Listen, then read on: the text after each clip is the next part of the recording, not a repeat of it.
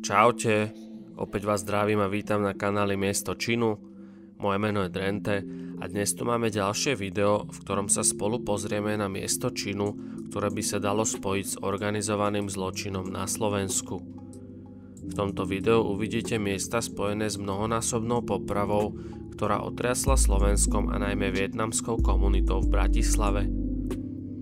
Povieme si o prípade, ktorý dostal názov Vietnamský masaker, povieme si aj, čo tomu predchádzalo, ako to prebiehalo, aj ako to celé dopadlo.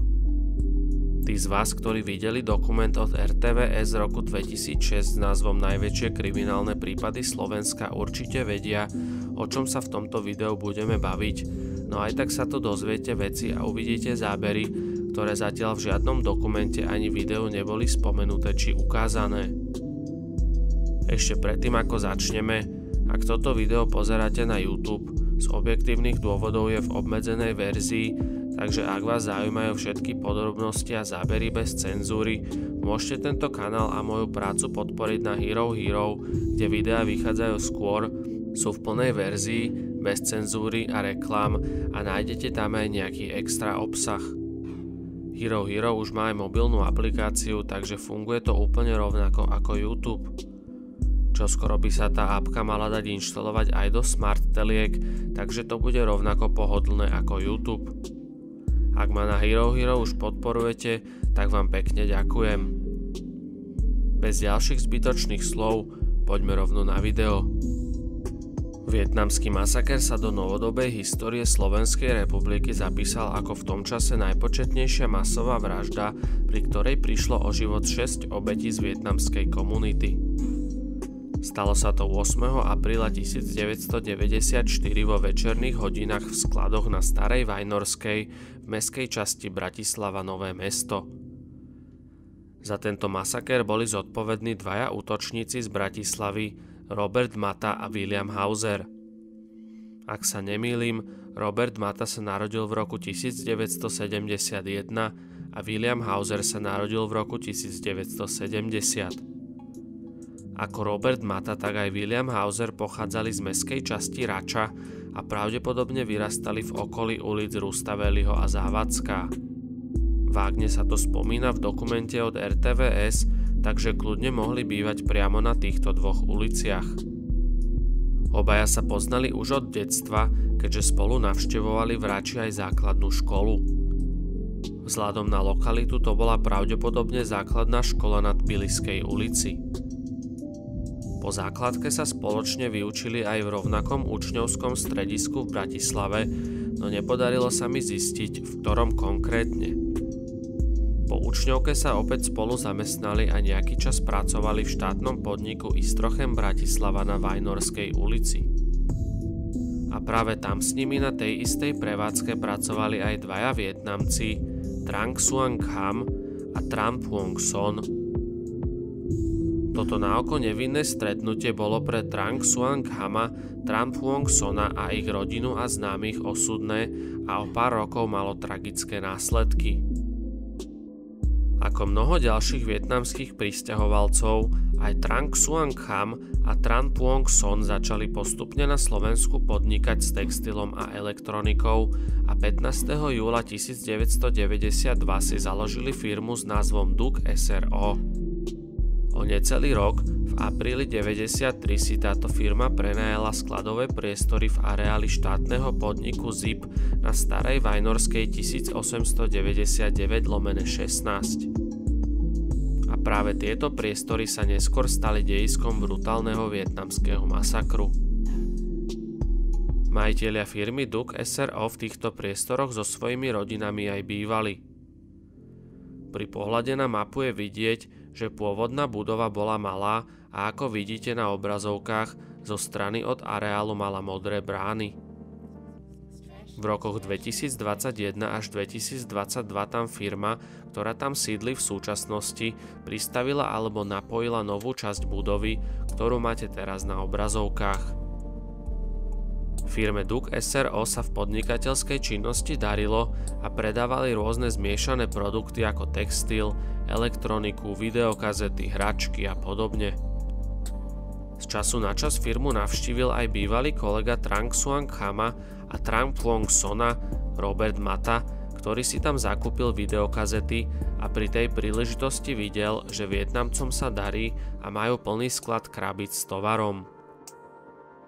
Mata tam bol najmenej 3 krát a pravdepodobne niekedy počas týchto návštev vznikol plán rýchlo zbohatnúť a túto firmu vykradnúť. Koncom roka 93 začali Robert Mata a William Hauser plánovať, že firmu svojich bývalých kolegov vykradnú. Niekoľkokrát si boli priestory firmy Duc SRO na Starej Vajnorskej aj obhliadnuť a prišli aj na Hauserovom aute, červenom Fiate typu ročník 1990. Vietnamskí majitelia firmy s najväčšou pravdepodobnosťou nič o plánovanej krádeži netušili, lebo na polícii žiadne podozrenie nenahlásili a ak sa nemýlim, nevybavili sa ani žiadnou zbraňou na prípadnú sebaobranu proti lupičom. Spoliehali sa na to, že budova skladu bola alarmom napojená na policajnú signalizáciu. Počas toho, ako si Mata s Hauserom chodievali obhliadnuť sklad firmy Duc SRO a okolitý areál, podarilo sa im zaobstarať si aj strelné zbrane. Konkrétne išlo o československý samopal vzoru 61, známy ako Škorpión, a pištol značky ČZ kalibru 7,65. Tieto zbrane si mali zakúpiť od niekoho, kto ich ukradol v roku 93 v Krasňanoch, čo je časť Rače. Samopal Škorpión aj s tlmičom zakúpili za 30 000 korún a pištol za 4 000 korún. Tieto zbrane následne začiatkom roka 94 Mata s Hauserom aj vyskúšali v lesoparku nad Račou, kde strieľali na stromy, v ktorých sa neskôr našli guľky a v okolí aj nábojnice. Hlučnosť samopalu s tlmičom vyskúšali v garáži, ktorú používal William Hauser a ktorá sa nachádzala na Kafendovej ulici v Rači. Ako vidíte na tejto fotke z rekonštrukcie, Robert Mata stojí pred garážou číslo 2260/3. Dnes v roku 2025 je fasáda tohto domu už zrekonštruovaná a garáže prečíslované, no keď som to číslo zadal do mapy, hodilo ma to pred garáž, ktorú práve vidíte na svojich obrazovkách. William Hauser následne zaobstaral z dnes už bývalej nemocnice na Hlbokej ceste viacero vecí na akciu. Hauser v tejto nemocnici absolvoval náhradnú vojenskú službu a takto to prostredie dobre poznal a nemal problém sa tam dostať. Z nemocnice vzal chirurgické rukavice, aby na mieste činu nezanechali otlačky prstov, ďalej leukoplazma zlepenie zásobníkov samopalu, aby sa dal rýchlejšie dobíjať, ďalej vzal Hauser z nemocnice aj obväz, ktorým si Mata prichytil samopal cez rameno a balóniak, pod ktorým sa dal samopal ľahko schovať. 7. apríla 1994 nakúpil Robert Mata 100 kusov nábojov kalibru 7,65 pre jeho Škorpión a Hauserovú pištol a prípravy na akciu boli dokonané. Na druhý deň, v piatok 8. apríla 1994 sa dvojica Robert Mata a William Hauser stretli už do obeda a s malými prestávkami spolu trávili celý deň. V Rači navštívili viacero podnikov, krčmy aj reštaurácie a vždy sa posilnili aj pivom či poldecákmi s tvrdým alkoholom. Pravdepodobne posilnení alkoholom sa rozhodli, že dnes je ten deň, kedy uskutočnia svoj plán na rýchle zbohatnutie. Podľa neskorších výpovedí odhadovali, že Vietnamcov okradnú až o $1 000 000 amerických. Predpokladám, že nerátali s tým, že tam nájdu $1 000 000 v amerických dolároch, ale proste peniaze v cudzích menách, markách, šilingoch a podobne. Večer okolo 7 hodiny sa Mata s Hauserom odviezli na Hauserovom červenom Fiate Punto do račianskej časti východné nádražie, ktorú ale väčšina pozná skôr ako Rendes. Niekde pri nákladnej zriaďovacej vlakovej stanici zaparkovali, pravdepodobne v blízkosti mostíka pre peších, ktorý vedie ponad veľké množstvo kolajníc.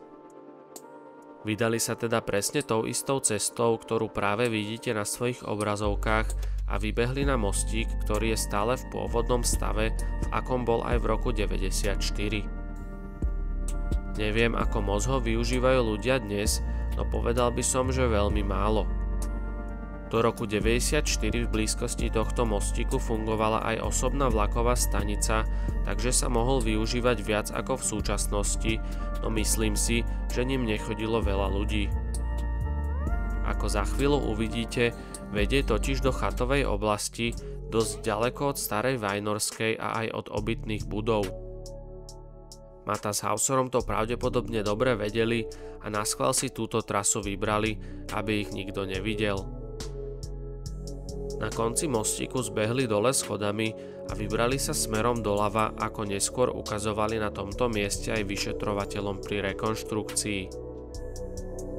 Ako môžete vidieť, cesta je stále rovnaká, ako tomu bolo aj v roku 1994 a stále je na tomto mieste, kde stál pri rekonštrukcii Mata, vidieť bledá časť betónu na ceste.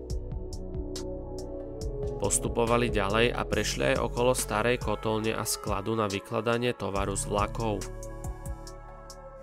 Následne prešli malým priecestím a z tohto miesta už v diaľke mohli vidieť aj budovu štátneho podniku ZIP, kam mali namierené.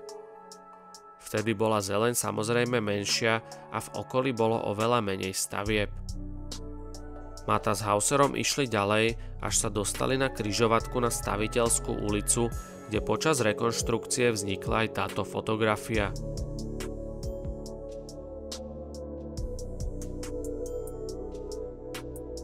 Postupovali ďalej po Staviteľskej popri Kalnom jazere a na Y, kde sa Staviteľská rozdvojuje, sa dali doľava na polnú cestu. Následne museli prebehnúť cez kolajnice smerom k miestu, ktoré sa nazýva Pomorinská skratka. Prebehli lávkou cez malý potok a boli na Pomorinskej ulici. Tam pri rekonštrukcii pri veľkej firme vznikla aj táto fotografia. Postupovali Pomorinskou ulicou, kde v 94. bolo len minimum firiem, ktoré tam môžete vidieť dnes.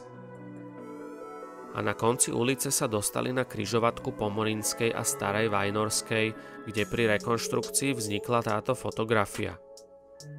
Niektoré zo stĺpov sú stále pôvodné, no natreté inou farbou.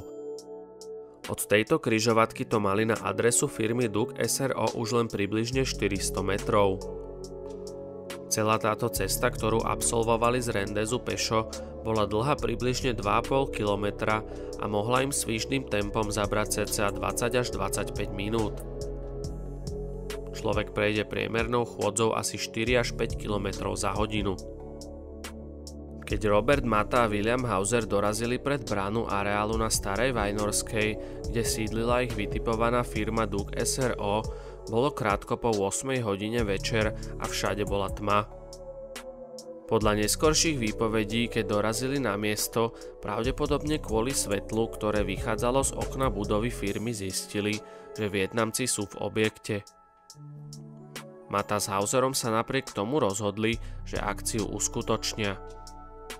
Podľa fotiek z rekonštrukcie prešli touto bránou do areálu, ktorá nebola uzamknutá, a následne sa dostali do blízkosti modrých brán, ktoré viedli do skladových a obytných priestorov firmy DUK SRO.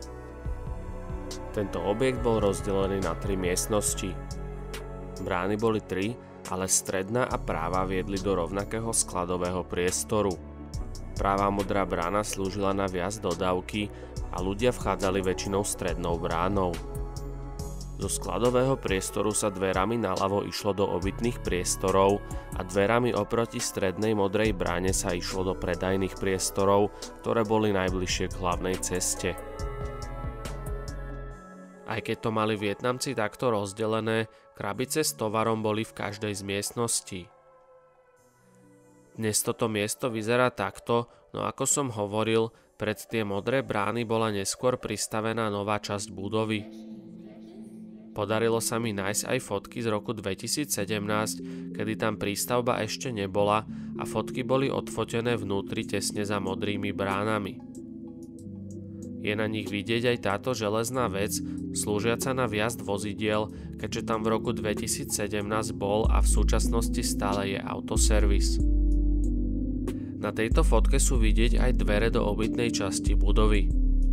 Keďže ani táto modrá brána nebola uzamknutá, Mata s Hauserom o 20. hodine a 17.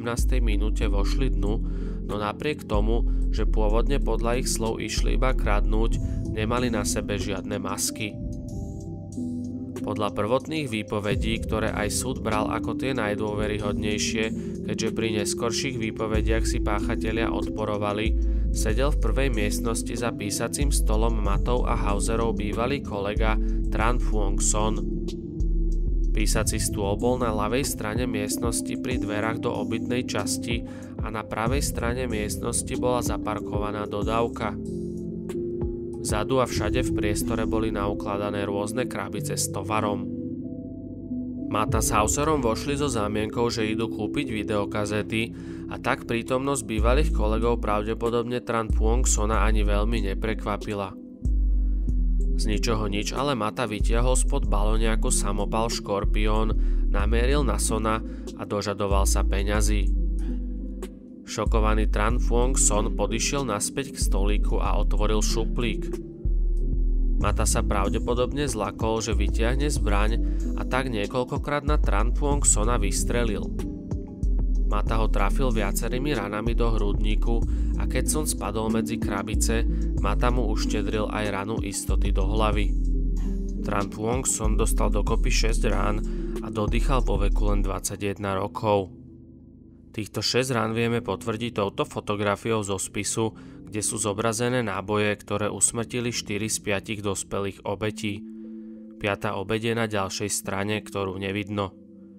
Mená sú ťažko rozluštiteľné, ale vľavo dole sú vražedné guľky, ktoré usmrtili už spomínaného Tran Phuong Sona. Son mal v čase útoku na sebe teplákovú súpravu, pravdepodobne bledomodrej alebo šedej farby a predná strana mikiny bola hnedá. Výstrely a hluk započul aj vo vedľajšej miestnosti sediaci Nguyen Minh Hai.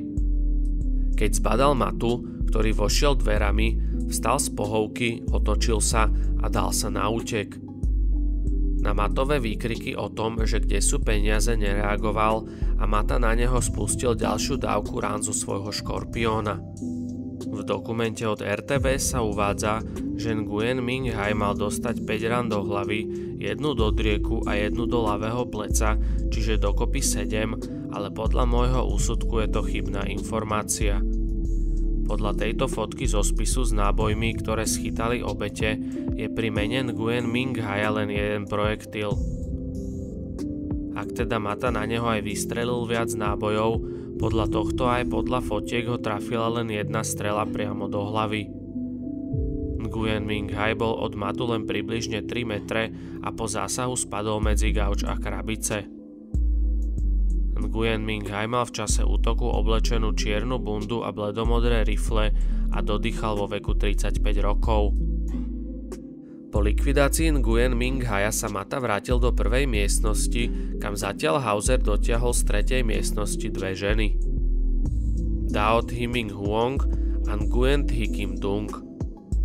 Druhá menovaná bola v 6. mesiaci tehotenstva. Od oboch žien sa snažili získať informácie, kde majú uložené peniaze, čo sa im aj podarilo. Ženy ukázali na zásuvku stolíka, kde Mata následne našiel slovenské bankovky, ktoré nahádzal do igelitky. Potom sa oboch žien pýtali na to, kde majú ukryté valuty, teda zahraničné meny. V tom začalo plakať 8-mesačné bábätko a Hauser sa vydal za zvukom do inej miestnosti. Mata zatiaľ strážil obe ženy, no v tom sa z vedľajšej miestnosti vyrútil druhý z bývalých kolegov Matu a Hausera, Trang Xuan Kham, a snažil sa Matu napadnúť. Pri svojom hrdinskom čine ale dostal dávku z Matovho samopalu do hrude a Mata sa opäť poistil ranou istoty. Trang Xuan Kham dostal celkovo 5 rán a na mieste dodýchal v tesnej blízkosti oboch žien, ktoré sa snažil zachrániť. Mal 34 rokov. Trang Xuan Kham mal v čase útoku oblečené čierne tričko alebo mikinu a hnedé nohavice. Počas toho zatiaľ William Hauser prehľadával obytné miestnosti a hľadal valuty, pričom ho ale vyrušoval plač 8-mesačného dieťatka. To bohužiaľ vyriešil Hauser tak, že ho vybral z postielky, položil ho tvárou na zem a následne ho zahádzal paplónmi a vecami, čoho dôsledkom sa udusilo. Bábätko sa volalo Nguyen Dao. Hauser sa potom vrátil naspäť do miestnosti k Mattovi a dvom ženám a priniesol so sebou aj kabelku s valutami. Boli tam nemecké marky, rakúske šilingy a americké doláre. Ešte asi 10 minút Hauser prehľadával miestnosti a hľadal ďalšie peniaze, no nič viac nenašiel. Jedna z žien, pravdepodobne tehotná Nguyen Thi Kim Dung, následne dostala hysterický záchvat a odpadla. S vreskotom sa na ňu hodila aj Dao Thi Min Huong a kvôli jej kriku ju Mata zastrelil jednou ranou do hlavy. Len 4 dní predtým oslavila svoje 32. narodeniny. Potom vraj Hauser povedal Mattovi, že nemôžu nechať žiadnych svedkov, inak im plán nevyjde, a tak Mata zastrelil jednou ranou do hlavy aj poslednú obeť, tehotnú a odpadnutú Nguyen Thi Kim Dung. Mala 33 rokov. Za 7. obeť by sa dalo považovať ešte nenarodené dieťa, keďže Nguyen Thi Kim Dung bola v 6. mesiaci tehotenstva. Po masakri Hauser ešte stihol vyhodiť poistky tým, že vypol istič. Páchatelia si vzali z miesta činu všetky peniaze, čo našli. 6 obetí a jedno ešte nenarodené dieťa prišlo o život kvôli celkovej sume približne 1,1 milióna slovenských korún. Podľa inflačnej kalkulačky by to v roku 2025 bolo takmer 137 000 eur. Strážca objektu si nikoho nevšimol a nič nepočul, aj napriek tomu, že podľa jeho výpovede sedel vo svojej búdke a pozeral telku.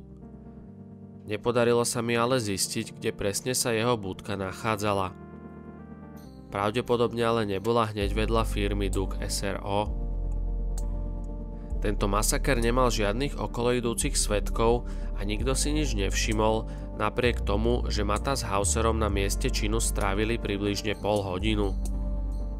Pri odchode z miesta činu museli Mata s Hauserom preskočiť vstupnú bránu, lebo podľa neskorších výpovedí sa zistilo, že keď vstúpili do areálu a čakali, kým vojdu do skladu, Trang Xuan Kham vstupnú bránu zamkol. Po čine sa teda Mata s Hauserom vybrali presne tou istou cestou, ktorou prišli, takmer 2,5 kilometrovou cestou na Rendes až k mostíku nad Kolajnicami.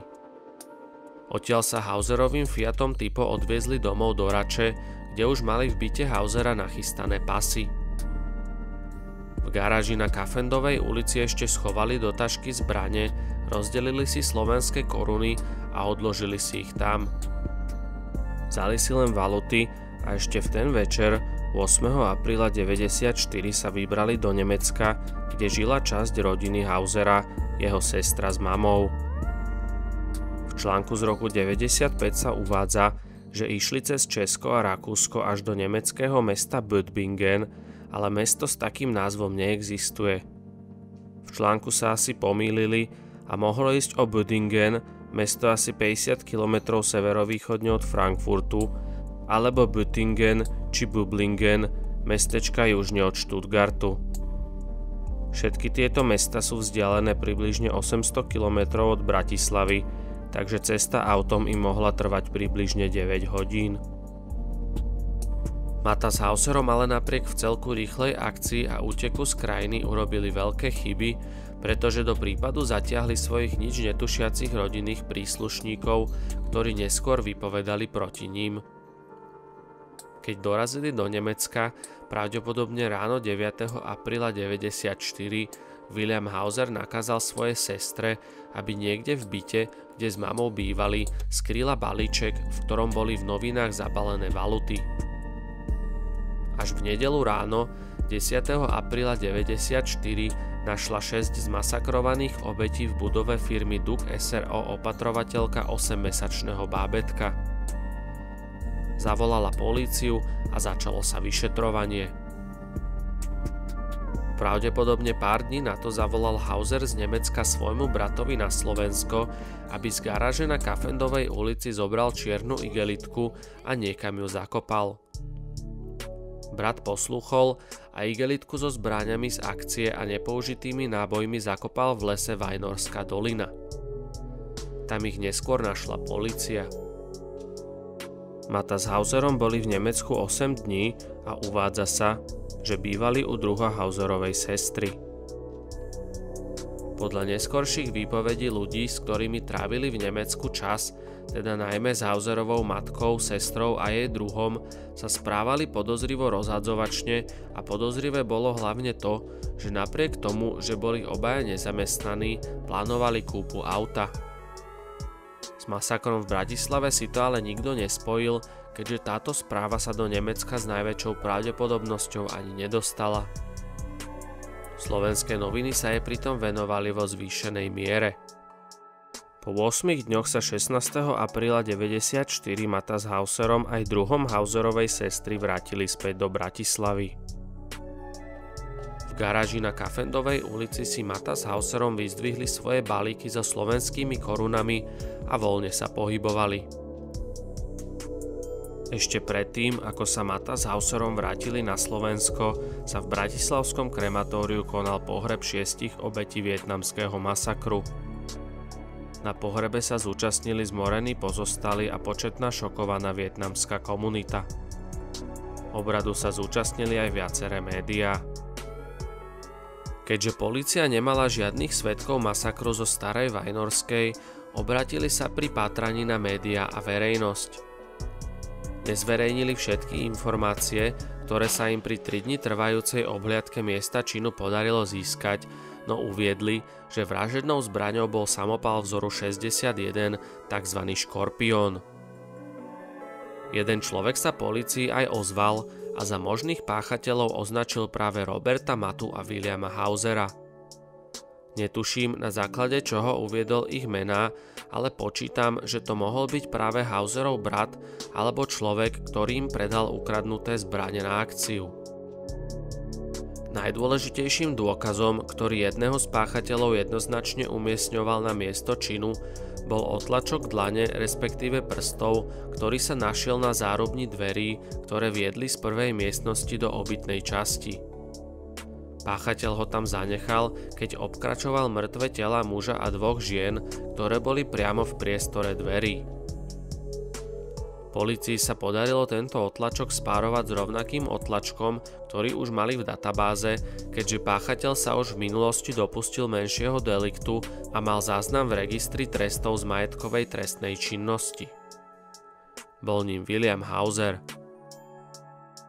Na základe toho bolo po Williamovi Hauserovi a Robertovi Matovi vyhlásené pátranie a 3 dni po ich návrate na Slovensko ich 19. apríla 1994 zadržali na hraničnom prechode Petržalka-Berg.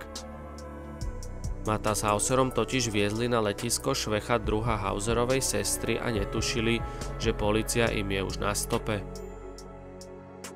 Následne boli Mata s Hauserom predvedení na policajnú stanicu a pri prvom výsluchu na druhý deň 20. apríla 1994 sa obaja k masakru na Starej Vajnorskej postupne priznali.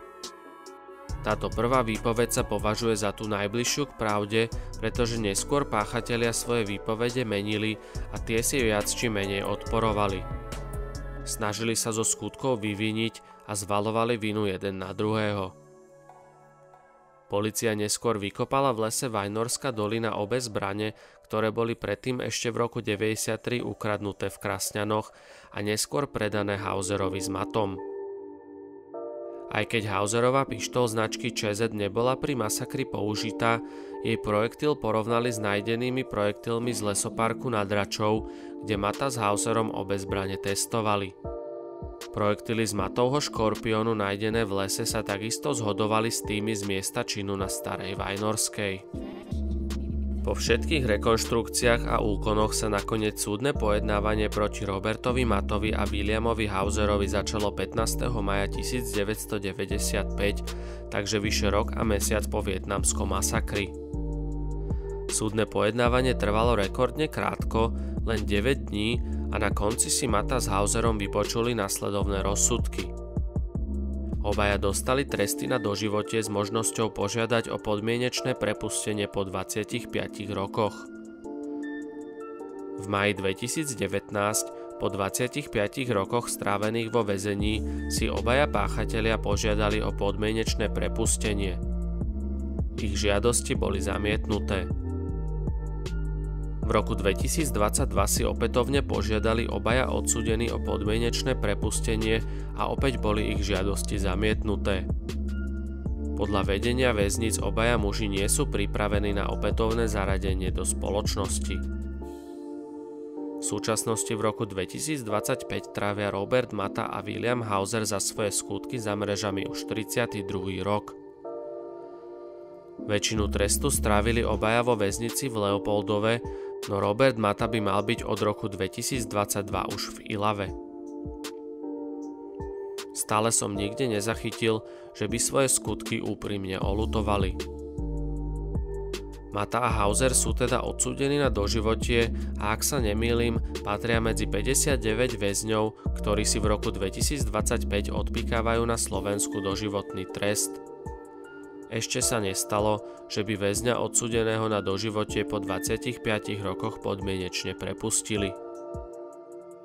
Takže toto bol príbeh o Robertovi Matovi a Williamovi Hauserovi, dvoch mladých nezamestnaných mužoch, ktorým sa nechcelo poctivo pracovať a za vidinou rýchleho zbohatnutia boli schopní urobiť čokoľvek. Doplatili na to 6 členovia vietnamskej komunity na Slovensku a výsledkom toho celého bol vietnamský masaker.